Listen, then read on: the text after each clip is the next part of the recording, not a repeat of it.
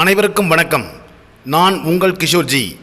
AV சலம் தாந்திரிய பரிகாரங்கள் பயிற்சி மையம் என்ற அமைப்பின் மூலம் உங்களிடம் உரையாடுவதில் மிக்க மகிழ்ச்சி.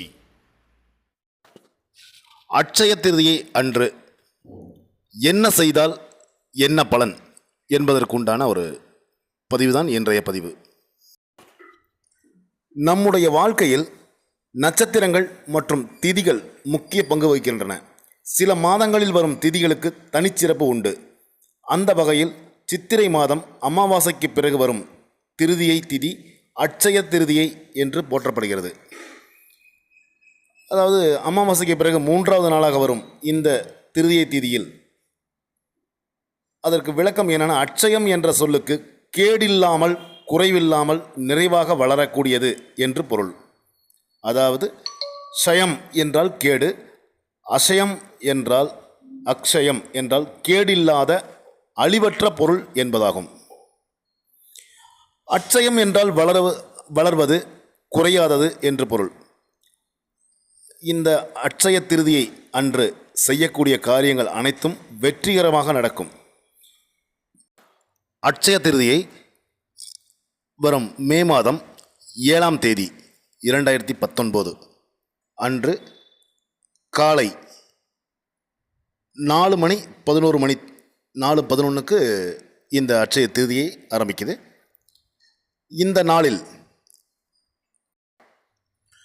குழந்தைகளுக்கு எழுத கற்றுக் கொடுத்தால் அவர்களது கல்வி செல்வம் பெருகும். அட்சய திருதியை அன்று புண்ணிய நதிகளில் நீராடினால் பாவங்கள் போகும். இந்த பவானி சங்கமேஸ்வரர் கோயில் முக்கூடல்னு சொல்லக்கூடிய இடம் அது. இந்த புண்ணிய நதிகளில் அட்சய திருதியை அன்று நீராடினால் நல்ல பலன்களை எதிர்பார்க்க முடியும். இந்த நாளில் அன்னதானம் செய்வதும் சிறப்பான பலன்களையே தரும். அதாவது அன்னை பராசக்தி இந்த நாளில் ஈசனுக்கு அன்னம் அளித்தாள் என்று புராணங்கள் சொல்கிறது. இந்த நாளில் அன்னதானம் செய்தால் இறைவனுக்கே அன்னதானம் செய்த, அதாவது அன்னமிட்ட பலன் கிடைக்கும். அதுபோல் இந்த அட்சய திருதியை அன்று கிருஷ்ணரை வழிபாடு செய்தால் கேட்ட வரங்கள் அனைத்தும் கிடைக்கும். ஏழைகள், மாற்றுத்திறனாளிகள், ஆதரவற்றோர் இவர்களுக்கு தான தர்ம உதவிகள் செய்தால் பல பிறவிகளுக்கு முன்பு செய்த பாவங்கள் விலகி புண்ணியங்களுக்கு உண்டான பலன்கள் தரும். அட்சய திருதியை அன்று மருத்துவமனையில் சிகிச்சையில் இருக்கும் நோயாளிகளுக்கு புதிய ஆடைகள் தானம் கொடுத்தால் மிக மிக சிறப்பு.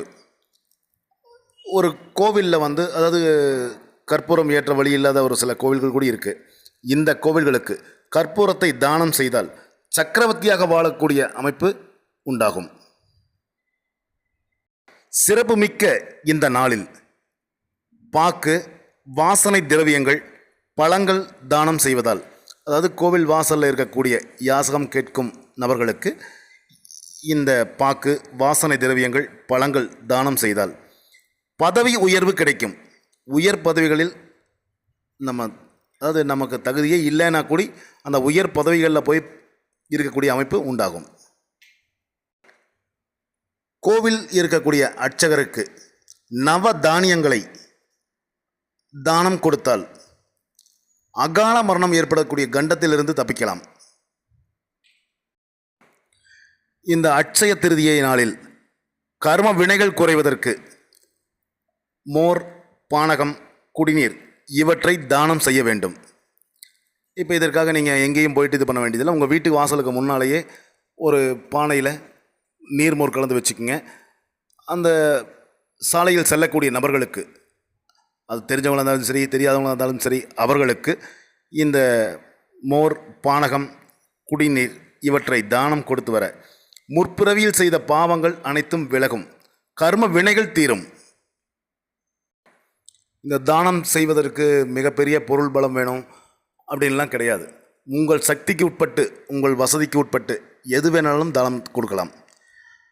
இப்போது இந்த அட்சய திருதியை நாளில் முன்னோர்களுக்கு தர்ப்பணம் செய்தால் உங்களது வறுமை நீங்கும்.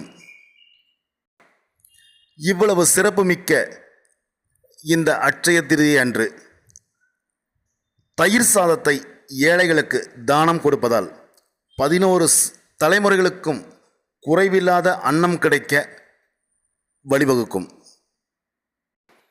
இவ்வளவு சிறப்புமிக்க இந்த அட்சய திருதியை நாளில் மற்றவர்களுக்கு உதவிகள் செய்து வாழ்வில் எல்லா வளமும் நலமும் பெற எம்பெருமான் ஈசனை பிரார்த்தனை செய்து கொள்கிறேன். நல்லதே நடக்கும். வாழ்க வளமுடன். சிவாய நம.